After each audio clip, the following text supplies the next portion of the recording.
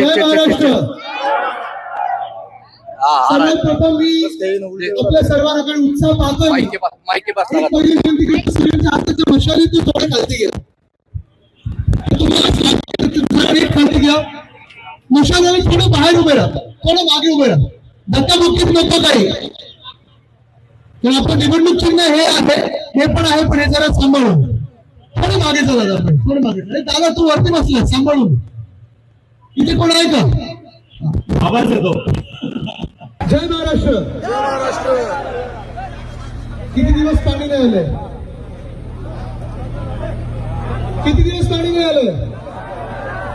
11, 12. मग ही परिस्थिती अशीच पाहिजे की बदल घडवायचा आहे? इथे तरुण किती आहेत? जरा हात वरती करा. खैरे साहेब तुम्ही नाही. आता तुम्ही मला सांगा, गेल्या 3 वर्षामध्ये आपल्या शहरामध्ये एक तरी चांगली नोकरीची संधी आली आहे का?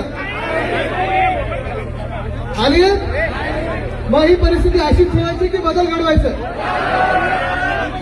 आपल्या शहरामध्ये जे तुम्ही डोक्यात बसवलेले हे सत्ताधारी आहेत, त्यांच्या हातात गेले 3 वर्ष 29 महानगरपालिका आहेत महाराष्ट्रातल्या. मुंबई असेल, छत्रपती संभाजीनगर असेल, नाशिक आहे, पुणे आहे, ठाणे आहे, सगळं. तुम्ही मला सांगा, या शहरांमध्ये रस्ते सुधारले आहेत का? पाण्याची परिस्थिती चांगली झाली का? इथे जे आपण पाहत होतो, जे आपल्याला फुटपाथ करायचे होते, सायकल ट्रॅक करायचे होते, मोकळी मैदानं वाढवायची होती, तरुणांसाठी नोकरीची संधी आणायची होती, हे काही झालंय का? मग ज्या कारणासाठी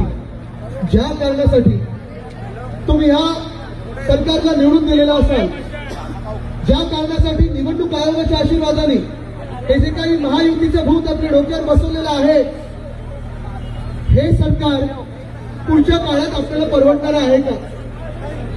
परवडणार आहे? किती आंदोलन आपण केली गेल्या 3 वर्षात. मला आठवतं ह्याच मार्गावर आपण हंडा मोर्चा काढला होता.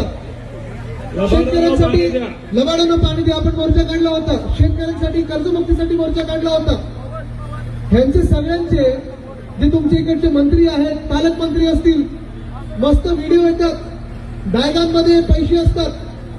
हे पैसे तुमच्या हाती लागतात का? हे पैसे ह्यांचे स्वतःचे तरी आहेत का? मग हे पैसे येतात कुठून?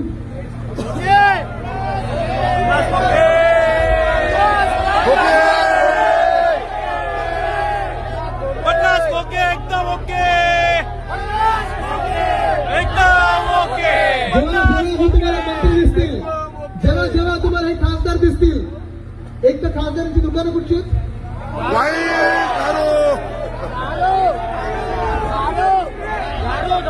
किती आहेत? 9. किती आहेत? 20. मागच्या वेळी मला 12 आठवतं, आज कधी वाढले? आता ह्या दुकानावर तुम्हाला कोणाला नोकरी मिळाली का? आणि त्यांच्याकडे नोकरीला जाणार का आपण? त्या बॅगेत जे पैसे होते ते कोणाच्या हाती आलेत का? पण निवडणुकीच्या वेळी बरोबर कदाचित येतील, तुम्ही हात लावणार आहात. ही परिस्थिती आता बदलणं गरजेचं आहे. मी एवढ्यासाठीच हे सांगत आहे, कारण आपला प्रचार तर सुरू झालेला आहे. मुंबईमध्ये तुम्ही पाहिलं असेल, 2 भाऊ उद्धव साहेब आणि राज साहेब एकत्र आलेले आहेत. एकत्र आलो ते एकत्र राहण्यासाठी आलेलो आहोत. मुंबई असेल, सगळीकडे असेल, तुम्ही पाहताय मुंबई लुटण्याचं काम चालू आहे, महाराष्ट्र लुटण्याचं काम चालू आहे. जर ह्या राज्य सरकारचा एक कुठचा कार्यक्रम असेल, तो एकमेव कार्यक्रम म्हणजे लुटालूटचा कार्यक्रम चालू आहे. दुसरं बाकी काही चाललेलं नाहीये. हे बिल्डरांचं सरकार आहे, हे कॉन्ट्रॅक्टरांचं सरकार आहे, हे वसुलीबाजांचं सरकार आहे, हे हफ्ताबाजांचं सरकार आहे, पण हे जनतेचं सरकार नाहीये. आणि हेच भाजपवाले, हेच मिंदेची टोळी, मी त्यांना शिवसेना म्हणत नाही, शिवसेना म्हणजे एकच आहे, ती आपली शिवसेना उद्धव बाळासाहेब ठाकरे पक्ष आहे. पण हेच चिंदी चोरांची टोळी येईल तुमच्यामध्ये आणि सगळं अपप्रचार सुरू करेल. आपण गेले 3 वर्ष कशासाठी भांडत होतो? नळात आमच्या पाणी द्या, आम्हाला हाताला नोकरी द्या, हाताला काम द्या, जी हफ्तेबाजी तुमची चालते ती थांबवा, आम्हाला चांगले रस्ते द्या, चांगले फुटपाथ द्या, वेळेवर वीज द्या. पण हे सगळं सोडून आता भाजप जे येईल, आता मिंदे जे येतील, ते सगळं भलतं काही बोलतील, पण आपल्या मुद्द्याचं बोलणार नाहीत. जेव्हा जेव्हा ते तुम्हाला इथे तिथे काही भलतं सलतं बोलायला सांगतील, त्याला तुम्ही एकच प्रश्न विचारा, ठीक आहे तुम्हाला मत पाहिजे ना, तुम्ही 3 वर्ष सरकारमध्ये होतात, तुम्ही आम्हाला लुटलं कशाला, ह्याचं पहिलं उत्तर द्या.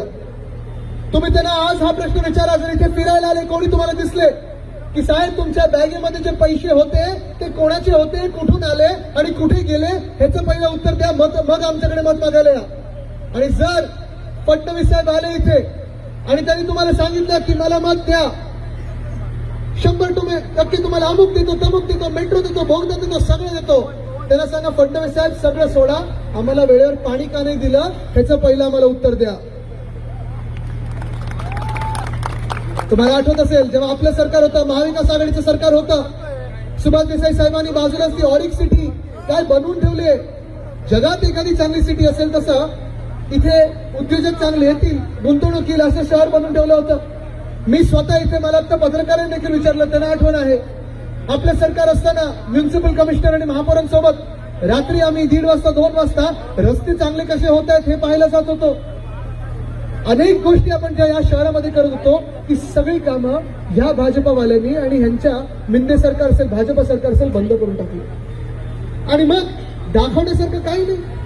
मग काय सुरू करतात, जातीय गोष्टी सुरू करतात, धार्मिक गोष्टी सुरू करतात, आपल्यामध्ये हे तेढ निर्माण करण्याचा प्रयत्न करतात. त्यांना एकच सांगा की जी पोटं भरत नाहीत कारण आमच्याकडे नोकऱ्या नाहीत ना, त्याला जात नाहीये, धर्म नाहीये, बाकी काही नाही, भाषा नाहीये, हे आम्ही सगळे छत्रपती संभाजीनगरकर आहोत. आम्हाला नोकऱ्या काय नाही दिल्यात ते तुम्ही सांगा, आम्हाला पाणी का नाही दिलं ते तुम्ही सांगा. आणि आपल्यावर टीका करतात, कोणीतरी आपल्यामध्ये प्रवेश केला म्हणून आपल्यावर टीका करतात. भाजपला पहिला प्रश्न जर विचारायचा असेल, कारण त्यांचं सुरू होतं बांगलादेशी घुसते, रोहिंग्या घुसते, हिंदू मुस्लिम पण सुरू होतं. आज त्या भाजपाला विचारा की पालघरमध्ये जे साधू हत्याकांड झालं त्याच्यातला प्रमुख आरोपी तुम्ही भाजपामध्ये का घेतलात, ह्याचं पहिलं उत्तर द्या आणि मग आम्हाला धर्माचं आणि जातीचं सांगायला लागा. नवनवीन घडामोडी पाहण्यासाठी स्टार महाराष्ट्र न्यूजला सबस्क्राईब करा आणि ताज्या बातम्यांचे अपडेट मिळवण्यासाठी बेल आयकॉनला प्रेस करा आणि परिपूर्ण बातमी बरोबर रहा, इतरांपेक्षा एक पाऊल पुढे.